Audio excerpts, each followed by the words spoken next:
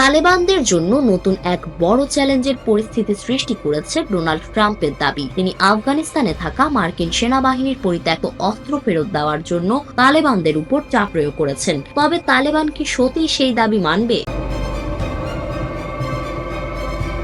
তারা কেন এত শক্তভাবে দাবি প্রত্যাখ্যান করছে? তাদের দাবি, ইসলামিক স্টেট খোরাসানের বিরুদ্ধে লড়াই করার জন্য তাদের আরো উন্নত অস্ত্রর প্রয়োজন। তাহলে কি তালেবান এখন আরো শক্তিশালী হয়ে উঠেছে? তালেবান ও ট্রাম্প প্রশাসনের মধ্যে সম্পর্কের শুরুতেই অস্থিরতা তৈরি হয়েছে। ওয়াশিংটন আশা করছিল কাবুল মার্কিন সামরিক সরঞ্জাম ফেরত দেবে। তবে তালেবান সরকার স্পষ্ট জানিয়ে দিয়েছে যে তারা এসব অস্ত্র নিজেদের নিরাপত্তা ও প্রতিরক্ষা কার্যক্রমে ব্যবহার করবে।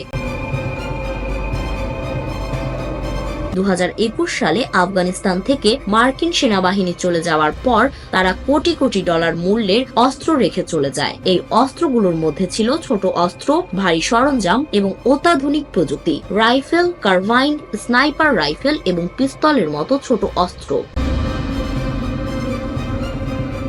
পাশাপাশি ছিল গ্রেনেড লঞ্চার, মর্টার, ভারী মেশিন গান, হামভি, সাজোয়াজান এবং ব্ল্যাক হক হেলিকপ্টারের মতো ভারী সরঞ্জাম। এসব অস্ত্রের দাম কি শুধুমাত্র টাকার হিসেবেই বড়, নাকি এগুলো তালেবানদের শক্তি বাড়ানোর জন্য গুরুত্বপূর্ণ হাতিয়ার হয়ে উঠবে? টাইমস অফ ইন্ডিয়ার প্রতিবেদনে বলা হয়েছে, ট্রাম্পের হুমকির পর তালেবান যোদ্ধারা মার্কিন অস্ত্র দিয়ে মহড়া করেছে। পেন্টাগনের একটি প্রতিবেদনে বলা হয়েছে, এই পরিত্যক্ত সামরিক সরঞ্জামের মূল্য $7 বিলিয়ন। তাহলে কি তালেবান এই বিশাল সামরিক শক্তি নিয়ে আরো ভয়ঙ্কর হয়ে উঠবে? ডোনাল্ড ট্রাম্প আফগানিস্তানকে হুমকি দিয়েছিলেন যে যদি তারা এই অস্ত্র ফেরত না দেয় তাহলে মার্কিন যুক্তরাষ্ট্র তাদের আর্থিক সহায়তা বন্ধ করে দেবে। কিন্তু তালেবান কেন এই দাবি প্রত্যাখ্যান করেছে?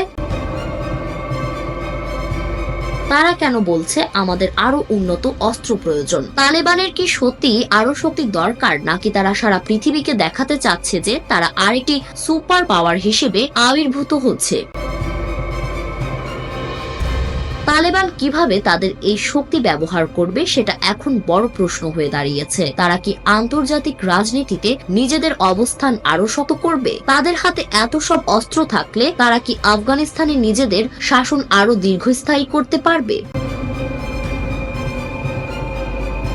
তবে তালেবানের এই অস্ত্র সংগ্রহকে কি অন্য দেশগুলো সহ্য করবে? ট্রাম্পের দাবি, যতক্ষণ না আফগানিস্তান এই অস্ত্র ফেরত দেয় ততক্ষণ তাদের আর্থিক সহায়তা বন্ধ থাকবে।